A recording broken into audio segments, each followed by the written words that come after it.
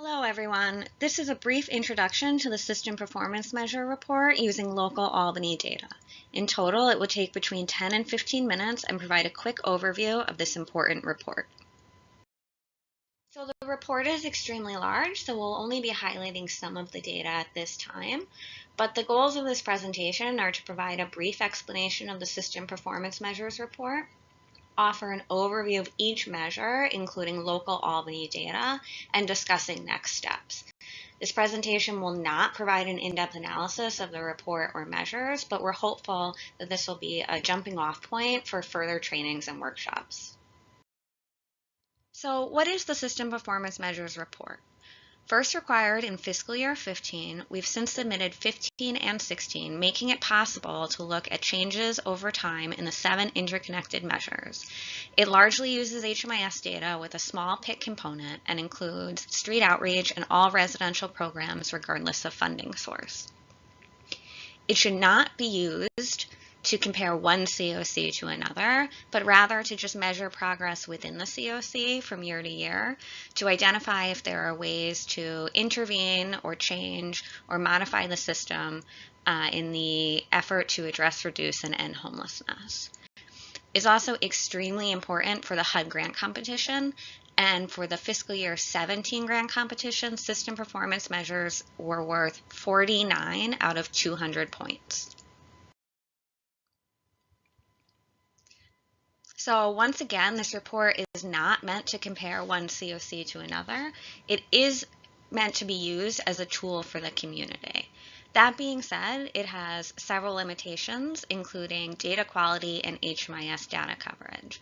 The measures in the report are only as strong as the data that is being used to calculate those measures. The strengths of the report are that it's system versus project-based and can inspire questions and inform planning. So what are the 7 measures? Further along in the presentation, we'll get a little more in depth, but briefly, Measure 1, length of time homeless, is meant to calculate how long an individual spends within the system in either emergency shelter or transitional housing.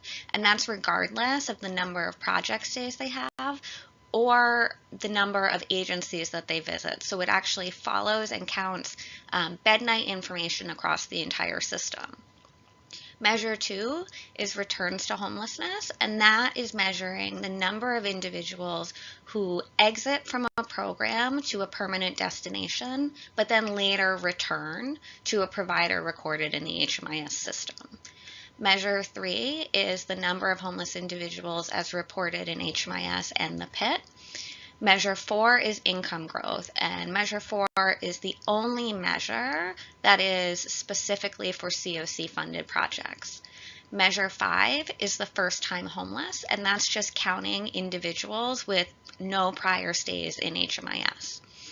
Measure 6 is only for programs that are approved to serve Category 3 homeless, and there are no such approved programs within the COC, so it's not applicable. And Measure 7 is successful outcomes. So Measure 1, length of time homeless. As mentioned on the previous slide, it measures how quickly the system is able to move individuals and families into stable housing. It will track individuals across all shelter or transitional housing stays, including across multiple programs. It can be used to identify gaps or needs. So if the length of time is creeping up for certain populations, that might indicate that there is a need for some sort of designated, permanent, or rapid rehousing solution. Here's the local data, and again, I broke it out by average and median. And I will say that when there's a big difference between the average and the median, this is caused by extremely high utilizers who are perhaps using hundreds and hundreds of bed nights.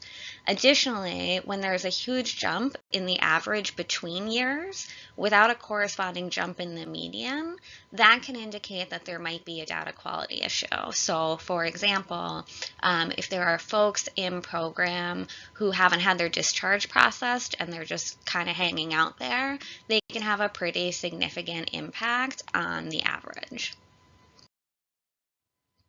Measure 2 returns to homelessness, measures how successful the system is at stably housing clients long term. It tracks individuals with discharges to permanent destinations for up to 2 years to see if they return. It's also important to note that there is a grace period for program transfers. So an individual who's leaving emergency shelter and going to permanent housing is not going to automatically be counted as returning to homelessness as long as that enrollment in permanent supportive housing happens within a 2-week period. So this is the general Albany data, and you see there was a slight increase from 1 year to the next overall. So the report also breaks down returns to homelessness by project type and time frame, and in that way it can be very useful to identify risk factors before the time of discharge, or gaps or best practices in terms of discharge planning.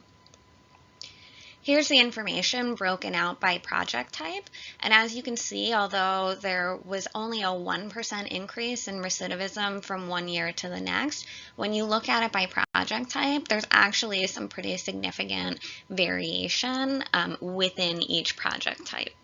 Not shown here is the breakdown for returns by time frame, and something unique in Albany between fiscal year 15 and 16, which may be even a little counterintuitive, is that the returns to homelessness actually spike between 13 and 24 months, with folks twice as likely to come back after a year or more of stable housing.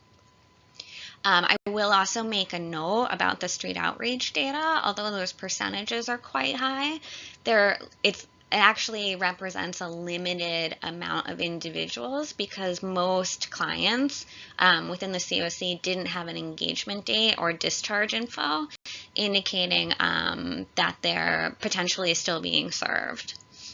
Within the rapid rehousing and permanent supportive housing category, the percentage of clients returning to homelessness for each of those types was roughly equal, which indicates good targeting of either the rapid rehousing or permanent supportive housing intervention. Measure 3 and 5 is looking at the number of individuals who are homeless and the number of individuals who are homeless for the first time. So it's measuring progress towards reducing and eliminating homelessness. For measure 3, it's solely the PIT count and then the annual number of people served in the HMIS. Measure 5 is looking at the number of individuals in HMIS with prior enrollments. It can be used to measure scope and need, and it's really a snapshot of the homeless population. In the case of Albany, the PIT count, the annual HMIS count, and the number of first-time homeless all went up, indicating that the phenomenon is likely real and not a data glitch. So measure 4 is income growth in COC funded projects, and like I mentioned at the top, this is actually the only measure that's limited by funding source. And it's looking at how successful COC funded projects are at increasing income for both stayers and leavers. So it looks at employment and non-employment and then total income growth. And as I mentioned, it breaks it out by stayers and leavers. So for stayers, it's mostly concerned with growth from 1 year to the next, and that has been a big shift. So typically in the APR, the report is more concerned with growth from admission to the most recent assessment. This report is really concerned with growth from 1 year to the next. For leavers, it's growth from system entry to system exit. So did your income increase from the time you were admitted to the time that you exited? And again, this can be used to identify opportunities to increase linkages to income sources. So here's an example of the Albany data, the percent of stayers with income growth from year to year. So I've broken it out by earned, non-employment, and then total income. And here's the growth for leavers. And I do want to mention that Albany did pretty well in terms of sustaining growth, and that this measure can really be impacted by things outside the system's control, including no cost of living adjustment in benefits, introduction of the CE system, which may see programs serving the most vulnerable who are going to have some barriers to sort of immediately finding employment income, etc. But I still think it's really useful in terms of identifying potential opportunities to improve linkages. All right, so measure 7, positive outcomes. This is meant to evaluate how well the system is doing at stably housing people. And the definition of a positive or successful outcome actually depends on the project type. So for outreach, almost any exit that's not back to the street is considered a positive outcome. An individual exiting street outreach for emergency shelter, for example, would be considered to have a successful outcome. Shelter, transitional, and rapid rehousing programs are all condensed into one category, and that's going to be the more familiar exits to permanent destinations. Permanent supportive housing is a little bit different in that retention in the program or an exit to permanent destination is considered a positive outcome. So that should be familiar to a lot of folks as the housing stability measure. I do want to say that some destinations are excluded. So if an individual is deceased or moves into a nursing home, and there are a few other examples, those are completely left out of the calculations. So the community isn't penalized for outcomes that are completely outside their control. So now we'll be able to look at the differences in positive outcomes by category. So street outreach, you can see there was a pretty significant drop, although that was due to some bulk discharges for data cleanup. Shelter, transitional, and rapid rehousing incomes remained pretty stable, although there was a slight decrease. Positive outcomes from permanent supportive housing actually increased up to 95%. So in terms of next steps, the fiscal year 17 report is due to HUD at the end of May, and CARES will submit that on behalf of the COC. The HMIS team has been identifying needed data cleanup and will continue to reach out to programs as needed. And now that this brief overview is out of the way, we would like to provide more in-depth training and information. These trainings and workshops will be based on questions and ideas from you all, so please don't hesitate to reach out. In the interim, CARES is always available for questions. This was obviously a condensed and brief overview of the report, but it is important and it can be an extremely useful tool in terms of planning and evaluation. So we're excited for all of the ideas and questions that will come from you all. Thank you so much for listening. Have a great day.